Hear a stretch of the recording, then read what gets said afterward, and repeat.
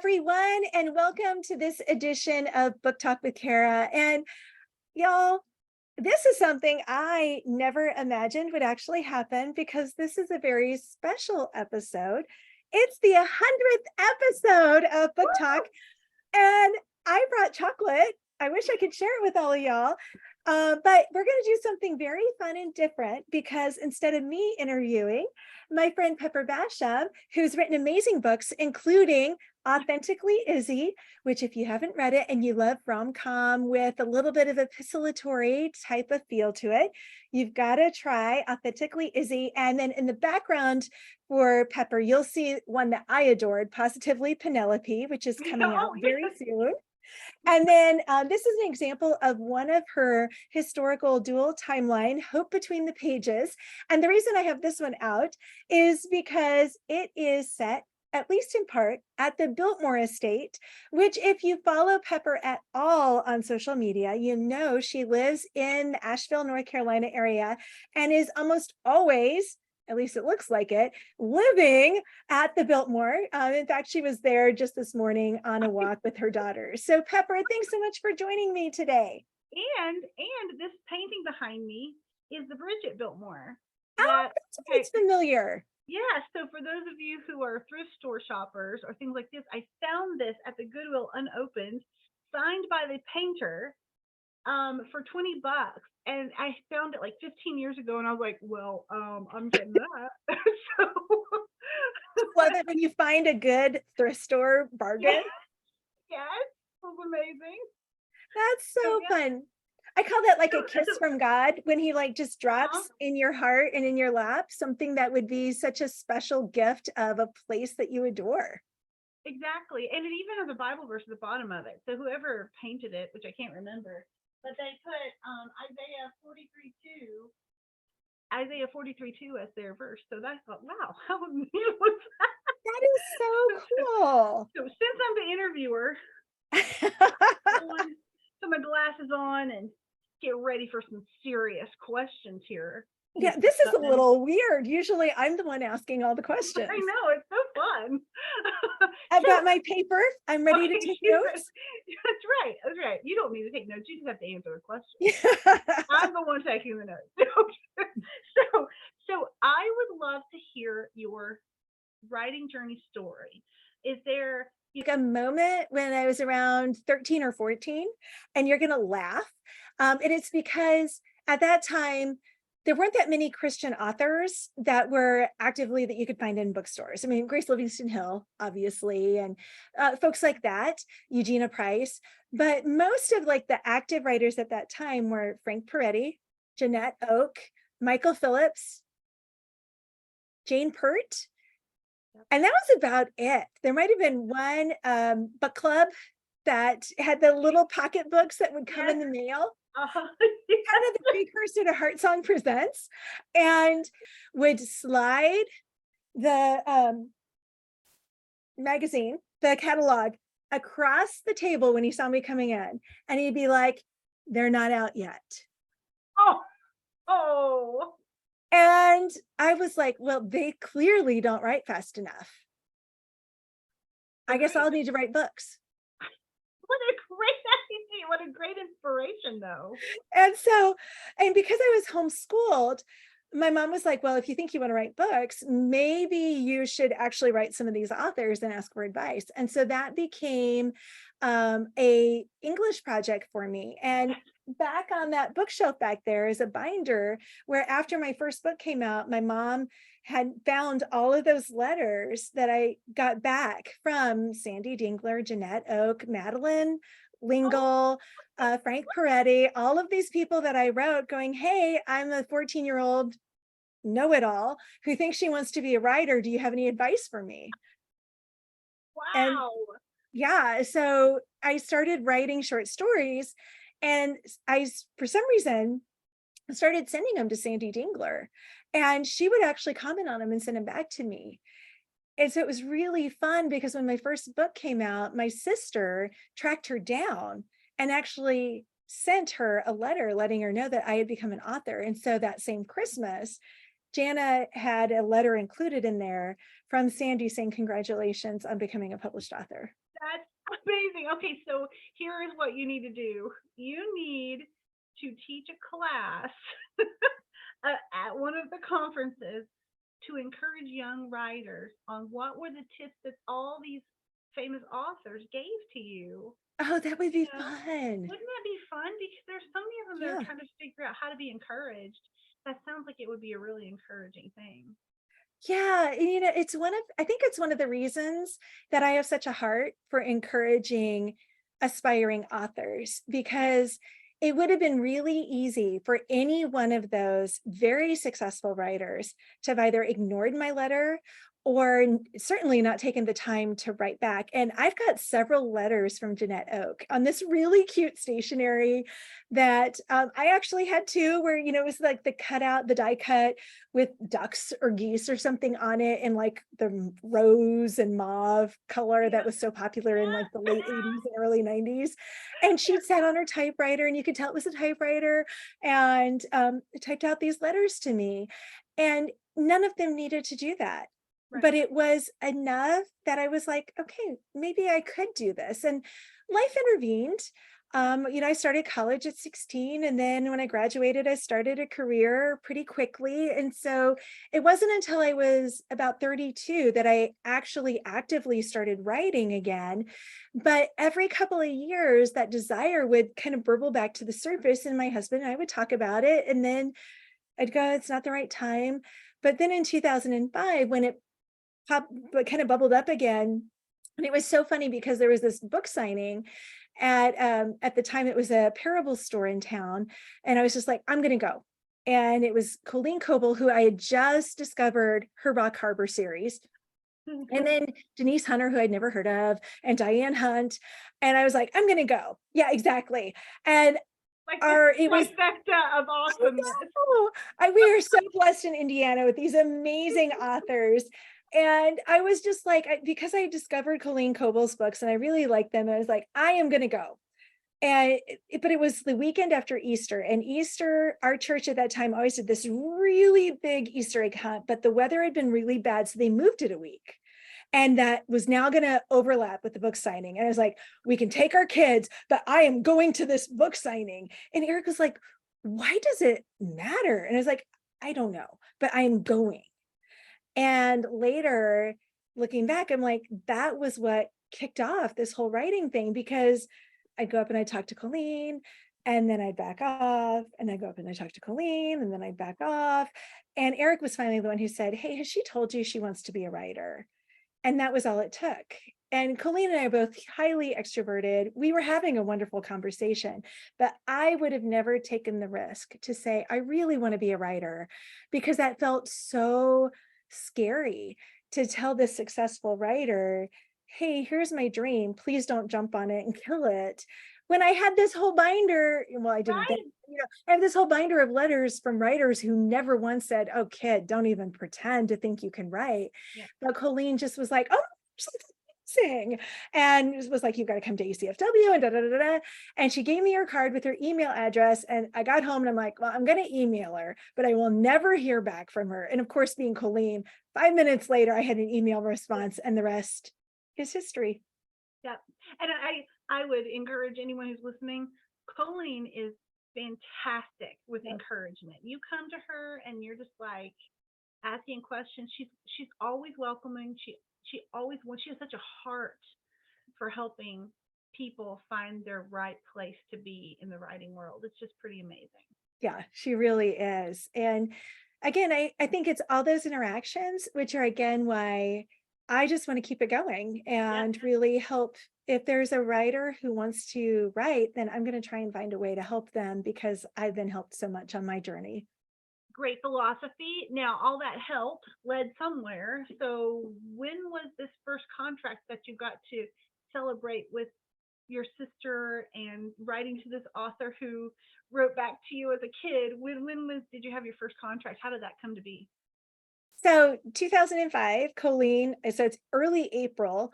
And one of the first piece of advice she gave is you have to go to ACFW. It's in Nashville, which from where we live in Indiana is about a 5.5 hour drive. So I was like, okay, maybe I could do that. And my husband was like, we'll make it happen, which was huge, because who knows if when this writing thing's ever going to go anywhere. So he was willing to invest in the dream and have me go to the conference. So at that conference, you're supposed to show up with a finished manuscript. I didn't have one. You're supposed to do these meetings with editors and agents. And I actually had signed up so early. The way we did editor and agent appointments, you got in line to sign up for them on a board based on your number of registration. So I was going to be like right at the front. And I actually ended up giving my number to somebody else because I decided at the last minute, no, I'm just here to learn. I'm going to sit back. I'm not going to put that pressure on myself. And the very first night, Mary Keneally got her very first contract from Barber. And I remember sitting there and being like, oh my gosh, this really is possible. It's possible to start writing and get a first contract. And I just was like, okay, this could happen. And because of who I am, I had signed up to volunteer. But I had also said, I'm never going to write for Heartsong Presents, which is, at the time, they were the little books. And I was like, the romance, I don't write romance. I'm not going to do that. What's wrong with you? And God in his infinite sense of humor was like, you're a kid. So I end up being assigned to be the workshop hostess for Tracy Peterson, who at the time was the managing editor for Heartsong. Of course she was. Of course she was. And I just laughed and I was like, okay, whatever, this will be fine. It'll be great to be in her workshop and learn and all that. But she was a little late she wasn't late, but she wasn't early to her workshop. So I'm standing there, her husband walks in and he was also an editor for the line. And so Jim and I, neither of us have ever met a stranger, and he's from Kansas. I'm from Nebraska. I asked, what's your favorite time period in history? He's like, World War II. And I was like, oh, that's mine too. Have you ever heard of the North Platte Canteen? Because his favorite time period was World War II. And he's like, no, tell me more. And so I told him a little bit about this event that happened during World War II in my hometown. And so then the workshop happens and it got this idea started in my head. And so then I was like, so do you guys have a hole for Nebraska in your series? And he's like, we might. Tell me more. So I tell Tracy a little more, and she's like, put together an idea. So I put together an idea. Remember, I said I would never write for Heartsong. Yeah, that's right. The nevers always. Yeah, the nevers. It's always the nevers. So I go home. And don't ever do this. Anybody watching or listening who you're an aspiring writer, do not do what I did, because you have to have the finished manuscript. You have to.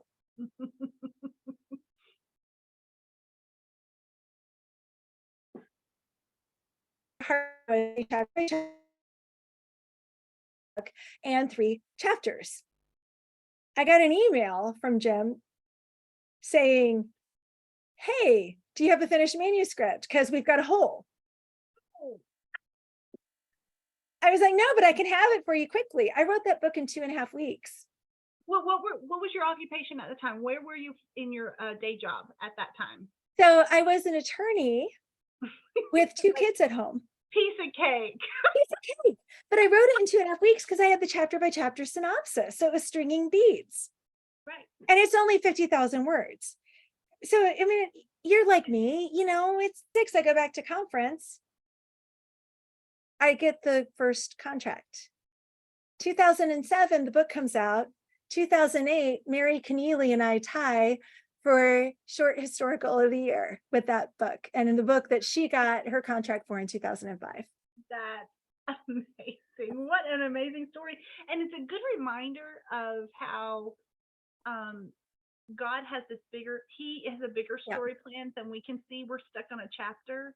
We can't always see how he's going to use what's happening in this chapter to influence the next chapters. And it's absolutely, really absolutely. Reminder.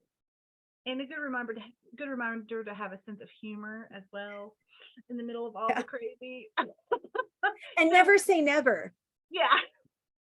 because I So ended up writing 6 of the heart songs, 3 novellas now, and a full-length novel for Barber, and they've been amazing to write for. But I just always laughed. I was like, I will never write a heart song for Zez. And then 6 of my first 8 books were heart songs, and they were wonderful. And I love them. They were some of my favorite books because they were all World War II historicals where I got to tell these amazing home front stories. And I still love them. They're still some of my favorites. But I was like, I'm never writing for heart songs.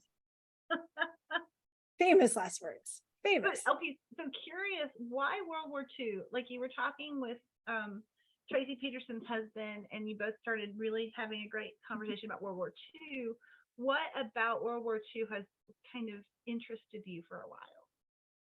So I think with World War II, it's a couple of things. Number one, I've always loved that time period. Like from the mid 30s, early 30s forward, I've loved the movies. I've loved the music. And so there was an element of the culture that I felt like I already knew really well.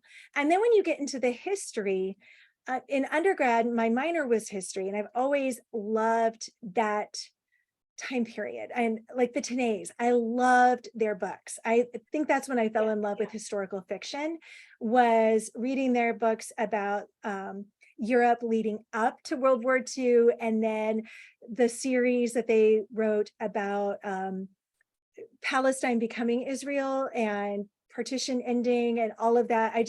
I loved those novels. And so that kind of birthed a passion for me in that kind of time period. But I love the European front. The Pacific front is different to me because of the Japanese kamikaze nature. It was much more brutal. Not Yeah. that war is just brutal in and of itself, but there's still a very different approach to it. And so Right, and the cultures there, the yeah, cultures involved in that one were really different than the cultures very, involved in the yes. European. And so there's that. And so there was, and I love finding the home front stories that honor that generation. Some call it the silent generation because they came back from the war and they just went back to work. Um, Tom Brokaw called it the greatest generation. I think there are other generations that you could say were great as well, but there is something about this coming together and just everybody kind of having this unified purpose in what we were doing, that really makes it heroic in a sense. And was the United States perfect? Absolutely not. Were the Allies, the white hats and the Nazis and the Japanese, the Russians, the black hats? No, not at all. I mean, there's two sides to everything. Mhm. But there was this kind of unified approach, and there's just something about it. And everywhere I go, I see World War II stories. I was at the Biltmore and I'm seeing World War II stories that Yes, nobody me else too. sees. And so I think it's just kind of fun. And like I've got a Monuments Men story at the Biltmore that someday I want to write, but it'll probably be Yes, more of a novella. So don't steal it because I saw it first. Probably I'm not, not. but I'm not gonna steal it. I don't do World War One. I mean World War Two. I do World War One, but the same elements apply for this yeah. unification, and you had this population of men and women come out of those situations and have this element of virtue and Mhm. character that I think influenced for decades. And it's where we get the C.S. Lewis's and the Tolkien's of the world coming out of those Yes. two wars to create literature that was not fatalistic. It was very hopeful, even in the middle of looking at the horrible stuff of war. So I think it's Yeah. amazing to learn Well, more about. and I think that one of the things that it's so easy to lose sight of, and it was interesting that it was actually when reading the Maisie Dobbs series that it actually finally connected for me, even though I knew the dates. It was the children of the World War I generation who fought in World War II. Mm-hmm. We're Yep. that closely tied in Yes. time. And I think one of the other things that as a political science student, because that was my major in undergrad, when you look at the difference between World War I and World War II, one of the keys was the way that we approached the losers at the ends of the war. Mm-hmm. Like what they did at the end of World War I did not work. But the Marshall Plan at the end of World War II did work. And the way that you bring your enemies in and you restore them and you try to restitute them and you try to rebuild them, versus we're going to make you pay, and it's kind of like Reconstruction after the Civil War. And Mhm. so there's all of those things, and I could geek out on all of this because we're now into history and politics and international relations and all of that, and my professor hat's coming on. But those are the elements that I really love. But there's the human element, and there's all these little stories that, if we don't tell them in fiction, most people are never going to encounter them. And so Right. that's the power of a good story. Like, I will read the nonfiction books, but most people won't. And so by you and I writing novels where we're wrapping all of this history inside of a good story, we're actually helping people remember history. So hopefully we won't repeat it. And I think Yeah. that's so important, and why it's worth telling those stories. Yep. And I think people want to be able to step into the world, but be able to step out of it when they want to, because those stories are not easy. They're No. not they're not nice. They're not clean. They're clean as far as, we don't Yeah. go too far outside of the Christian virtue realm, but they're messy. There's lots of messiness, and the great thing about it is we don't have to enter the trenches to really, we get to enter with the characters and learn about it, but we don't have to stay.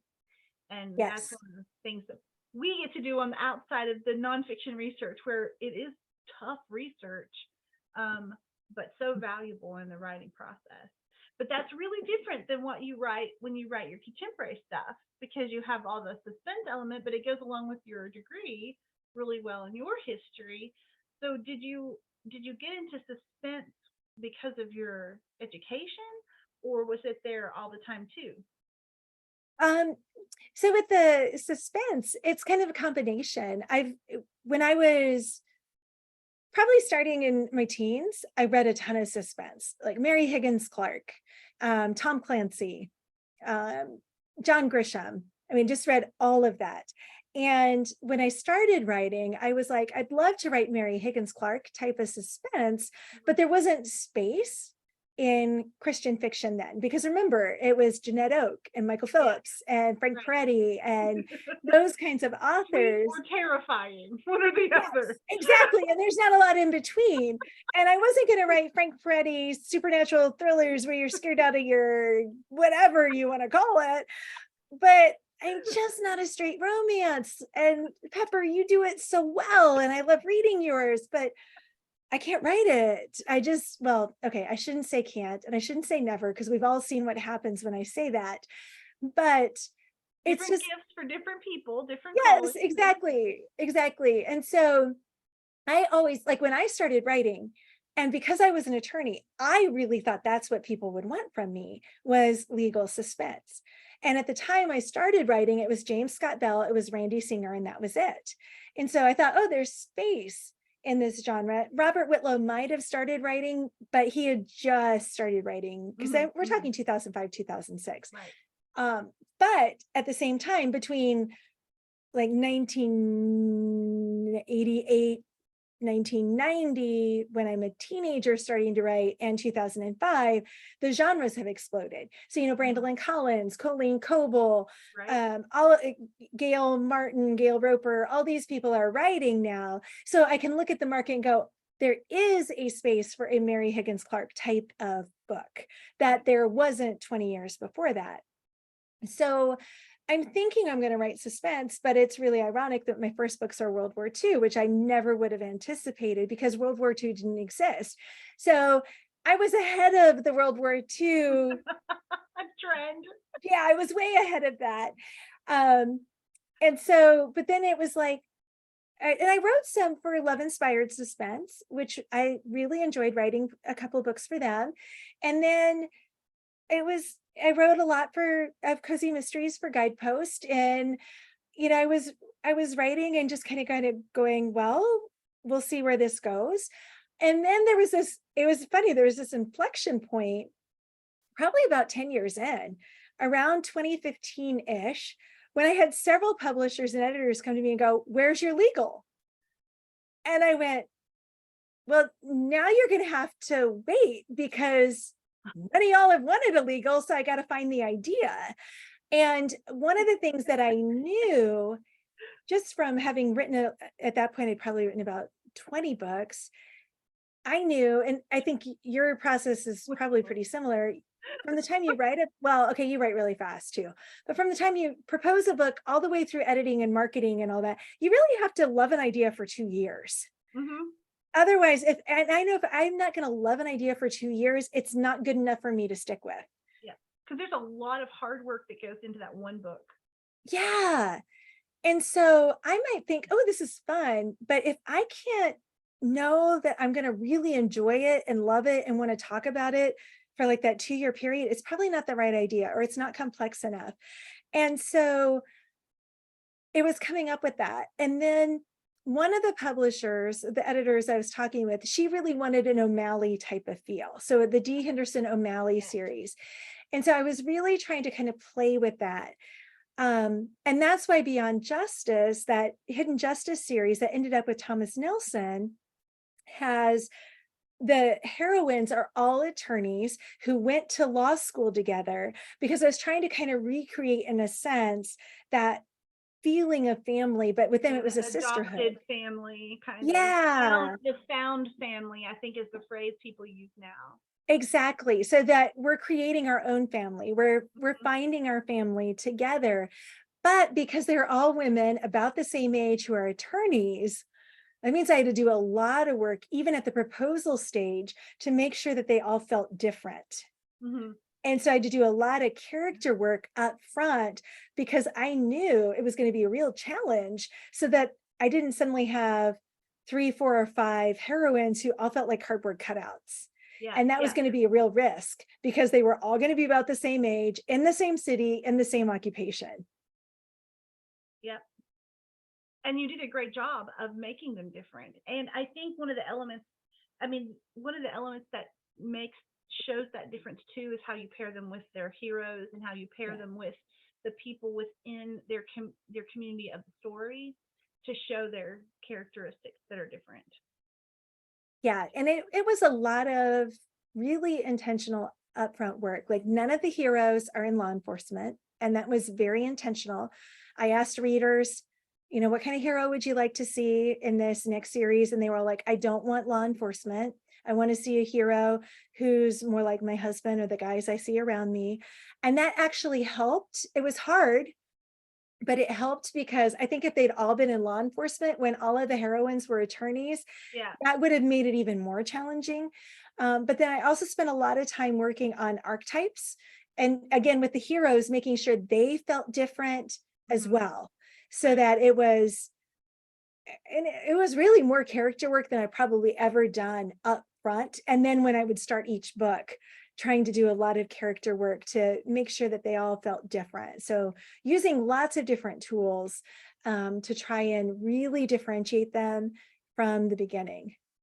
Yeah. See, and that's great. And it's good for new writers and even experienced writers to Yeah. listen to various different people's ways of putting those ideas together, what you have to do to create them, because it's most of the time, for most of us, we don't just sit down and have the full story fleshed out and go for it. It Yeah. usually doesn't go that way. We are either the pansters who are making it up as we go along and then go back and fix stuff, or we have the general idea and we're moving forward with that, but there's a whole lot of research that goes on in the beginning. So So where do you fall? Are you more of a plotter or pantser, or does it depend on the book? I am very much in the middle. Yeah. I am a solid middler. I know I have a skeleton of where I'm going. And then I discover new things along the way while I'm going. I discover new people usually along the Yeah. way while I'm going. So I think that's better for my brain. I did one time a very uh, drawn out, detailed outline of a story, and I liked that, but for some reason it still ended up going directions that I didn't have planned, because that's just the way my brain works. Yeah. I like to discover along the way, but I do like to have a map. So Don't that's you have it. like key plot points? right? Or like I've told you before, I write out a sequence. So I'll have a scene that's happening three-fourths of the way through the book that I've not even written chapter one on yet, but I know this scene is going to happen. And I'll write out that scene and then write two more that are somewhere else in the story and start piecing them together. So weird. But I I don't but know how and you and Trisha do that because that would drive me nuts. I but just, we need I'm such a sequential writer unless I'm so truly stuck that I oh have to just do something to get momentum again, but it drives me crazy.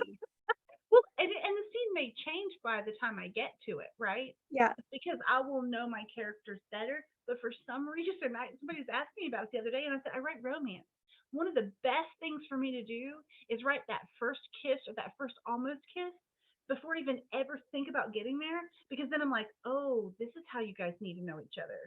All right. And we go back over here and we're moving toward that. For some reason, that seems to yeah, hit that. And again, I'm a romance writer, right? So that works for me. Those two people there are have to be the centers yeah. of the attention in the book. I'm not for some reason, I don't know, but I like kissing books, so hey. Um, I love but that. I, I love it because that shows how we're also different.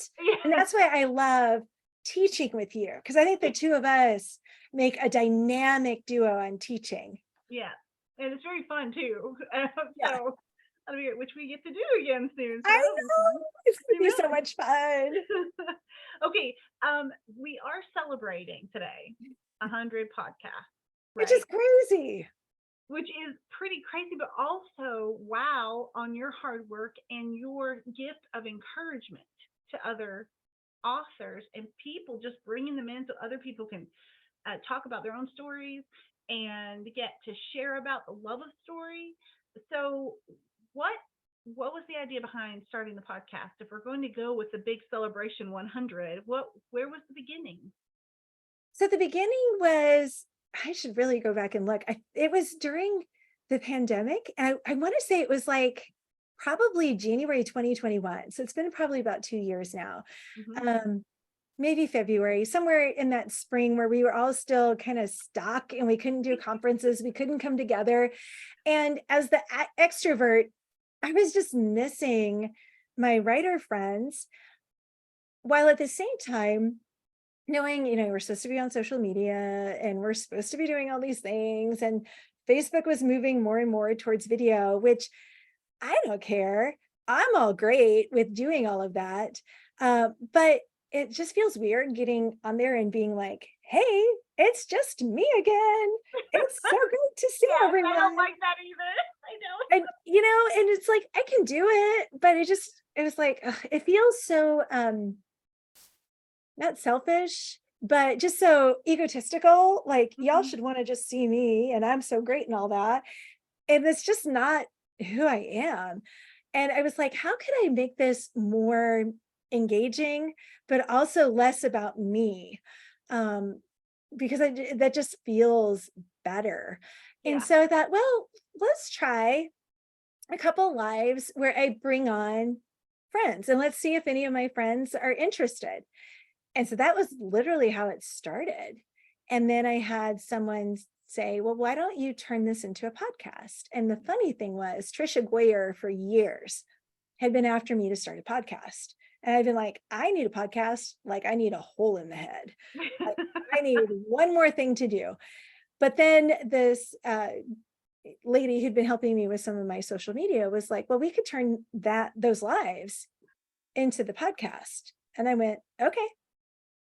And so I've just been paying her to do that ever since. And it's just been my gift to writers. And then it's been so much fun to see readers discovering new to them Yeah. writers.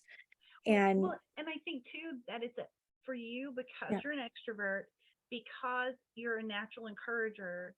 We're told in our when we're taught about marketing, when we're taught to do what you organically are good at, and this was just like a pairing of things that you were naturally already good at doing and putting it together. So it's wonderful.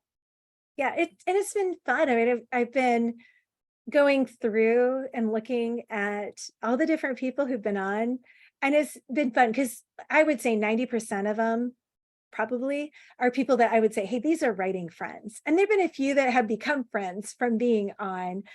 Um, but I look at it, I'm like, and there are still people who haven't been on yet. So, I'm trying to decide, do we do more? Has it run its course?